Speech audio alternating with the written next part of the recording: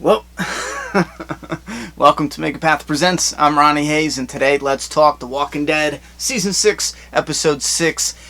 Tara and Heath probably going to get the lowest ratings, and I do want to talk about that. Now, I say that, I'm not saying that as a diss. That is something that a lot of fans are discussing right now. It's the low ratings. In my opinion, when you go and look at the actual numbers, it looks like there's just a shift, meaning people watch it later. Like, for example, The Walking Dead, that's my show. I love The Walking Dead, so when it's on, I watch it first viewing, you know what I mean? With Westworld, I love Westworld, right? I'm going to watch Walking Dead first, so even though I'm going to watch Westworld as soon as I'm done with this review, I put it off a day, technically. That's the same thing with The Walking Dead. You get fans who are like, oh, it's a bottle episode, I'll watch it a day, I'll watch it 2 days later. I got to go back and look at the ratings for this episode and the one previous, but it looks like people just watch it a day or two later because it's not up on that priority list. If it was like something crazy or a mid-season finale, the numbers will spike because people don't want it spoiled for them. So that's just a quick taste at what's most likely going to happen. But I think this episode, I'm already seeing it. As soon as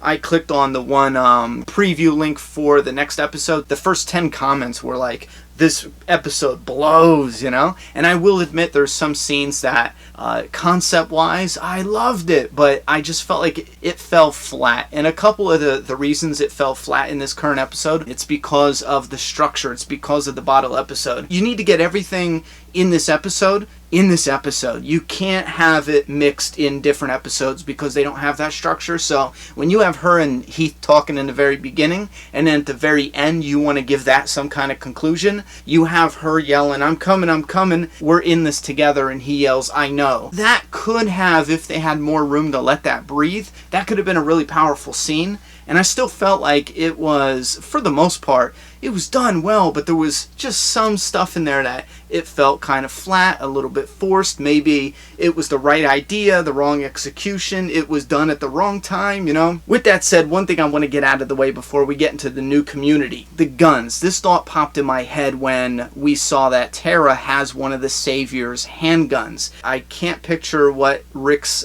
his Colt, what his handle looks like. If they can actually carve into his handle, again, I'm drawing a blank. Since they took Rick's gun, what if they mark it? So even if after or when Rick defeats Negan, he's always going to have a Lucille carving on his gun now. I don't know. There's something small about that idea that I just love. It's kind of like Negan's way of always staying with him. Now, sure, Rick could probably scratch it out or some shit like that. I don't know. But I'm just saying, I think that would be a cool little touch for when Rick gets his gun back. Just a little FU to him every single time he looks down at his gun or uses his gun. I mean, the shit will be right there. You know what I mean? Anyway, the new community. So the setup, I love it. And a lot of you got it right. You were saying Oceanside, and a lot of you saying that are comic book fans, obviously, because this is a community that was mentioned in the comic book. Now, I fell back a little bit because in the comic book it was neglected. As far as giving us a lot of details, this community was heavily neglected. We're in a war, and they're drawing all these communities together, and they didn't even mention Oceanside. They mentioned, like, retreating there, you know what I mean? But as far as giving us details, from all we know, it's a fishing village, but they're only there when they go out to fish. You know what I mean? Like, they got a couple people there. We didn't see a lot of people. We didn't see the village. We actually did not see the village. So I thought they would give us Oceanside later and just give us a throwaway community. Like, okay, here's a little group, they got guns, and that'll solve Rick's gun problem, yada, yada, yada. But props on them and props on you guys for calling that right. They definitely gave us Oceanside early. That's something I'm very excited for. And this is a perfect example of an episode where I see a lot of TV-only fans, again, not an insult, but just an observation, a lot of TV-only fans being like, this is filler, this is da-da-da, this is this, that, and the third. And as a comic book fan, once I saw the postcard and they confirmed that this is Oceanside, I was immediately hyped. And they gave it a backstory that's freaking awesome. In the comic, we didn't have any of this. We had everything with Negan, and then they did a time skip and they came back and they mentioned Oceanside, and then we got a look at Oceanside, but it was a really shitty look. It was just like a fishing boat, and we didn't even go in to explore who's in the community, how many people. They didn't give us a backstory about the community, but on the show, they get a savior backstory. Now we have an Negan on TV, on the TV show, that just seems evil, like a true villain. Now we have proof that he lined up children and shot them in the back of the head. They said all the boys, all the men over the age of 10. That means 11 years old, 12 years old. These are still kids yet, you know what I mean? They lined them up and shot them in the back of the head. So they are definitely crafting Negan to be a different villain than Negan in the comic. Not incredibly different, because we haven't gotten a lot of backstory on the comic book Negan yet. At the end of the day, he's still a villain. That's why I love him. I love him because he's a villain. A little confused with what they're doing with him now, but I love that backstory. I love the bells. I love the idea of this community. I love how they're connecting it to the Saviors, and that whole introduction, although I was a little ticked that they took Tara out to murder her, I feel like they could have done something a little different, like, hey, you know, I don't want to burst your bubble, but listen, this is the truth. This is the reality of what you face when you go back. Maybe we can send a person or two, and I get it, they probably thought this was too dangerous, but we can send a person or two just to scout, and then go and see if your people are dead. If they're dead, we can bring you back, and then you just stay with us, whoop-de-whoop, you know? Now, with the Tara and Heath stuff, yeah, I'm gonna say the story, in my opinion, it just felt flat. Fucking bottle episode. It just doesn't have enough room to breathe. Some of it doesn't have enough room to simmer, and what I mean is, you get these interactions with a character where you set something up in the beginning of the episode, and then at the end of the episode you have a situation where a character falls off the bridge in such a dramatic way, but with the way it's structured, we've already seen what happens to her. We already seen her journey, where she went. It just kind of showed us, you know, something we already knew in a dramatic way that didn't feel as dramatic as it was supposed to be. Moving some things around, restructuring a little bit, I feel like the execution would have been a little bit better. We had a couple cool callbacks. Obviously, the bobblehead with the doctor. We did have the Glenn callback. It's when he was coming out of the ammo shop in like season 5. You gotta look, I totally forget what the fuck Glenn said, but he said something about looking really good when you're scavenging, you know, not, I don't know, some shit like that. Anyway, so she gets back to Alexandria, and yeah, I was disappointed we didn't get a Glenn reveal. I felt like she was closer to Glenn than she was with Denise, and although, you know, that hurts what she's going through with Denise, I kind of wanted something there with her mourning Glenn, you know, and I know we still have a chance to get that. Maybe when she ventures up to the hilltop at some point in time, we might still get something there. Now, Tara is talked to at the very end by Rosita. Rosita is asking her, and again, what I'm talking about with bottle episodes, instead of letting this breathe, you know, we get the morning, and then Rosita comes right out with her pitch. She's like, okay, morning's done. Listen, have you seen any place? All we need is something. Just tell me a little bit. I'll go. I don't care how dangerous it is. See how that is just, it's on the nose like a son of a bitch? She is literally saying that shit as if she knows what Tara has been through somehow, some way, and she's trying to convince her, like,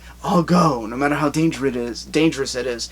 And I do think there's a way for Tara to get out of this without being a snitch, because we did see that kind of set up as a foreshadowing, maybe, when the one girl, Cindy, was talking to the little girl about, I'm going to let her live, but you better not snitch me out, this, that, and the third. Tara swore to never reveal the location or to reveal those people exist, but she didn't swear about that bridge, you know, because they need bullets, and Rosita, Eugene, one of them could bring it up to her or the community that they need to gather shells.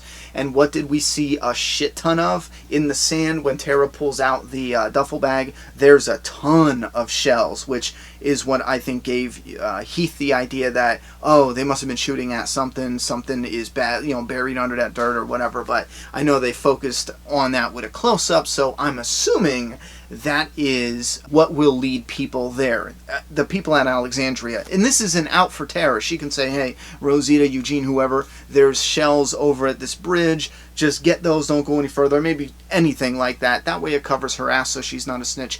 They go there and they run into the people, and then they kick it off however they kick it off. Maybe they run into Cindy and they get to talking and some shit like that.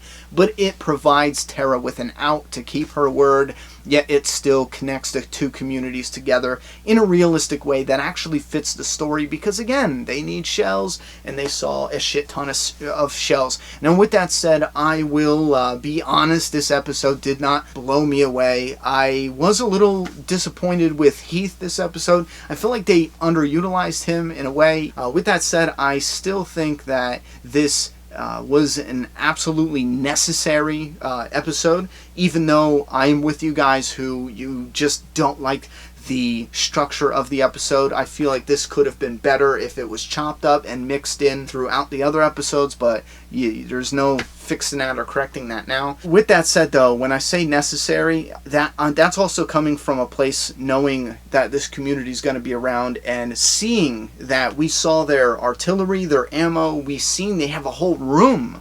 It looked stocked more than what Rick had. That, we know, comes right after Negan takes Rick and all the weapons at Alexandria. Tara just happens to run into that community. So yeah, filler episodes are episodes where you can take them out and it doesn't interrupt the story at all. It doesn't hurt the flow of the story. You can still understand the story. That's the definition of a filler episode. If you take this whole episode out, you're going to get the entire introduction of this new community. You're going to get the knowledge of those guns. You're going to get the knowledge of everything else that they spliced in with the backstory and what happened with them and their interaction with the Saviors, because we do know now that they were near the hilltop and the kingdom. They were in that area. Negan and their gang lined up and shot all the men after they fought back, you know what I mean? They were the Rick Grimes group before the Rick Grimes group. Maybe they were connected to the library group in some way, and once this community fled, the other group got wiped out. But then again, they looked like they were established a little too good to be that old. I don't know. I'll leave it up to you guys. Give me your thoughts and opinions about this episode down in that comment box. I already know this episode's probably going to take a lot of heat. It didn't have a lot of the more popular characters, so I'm already preparing for it, but I am interested to see what you guys have to say. Damn curious. Thoughts and opinions in the comment box. I'm done talking. It's your turn. Subscribe now.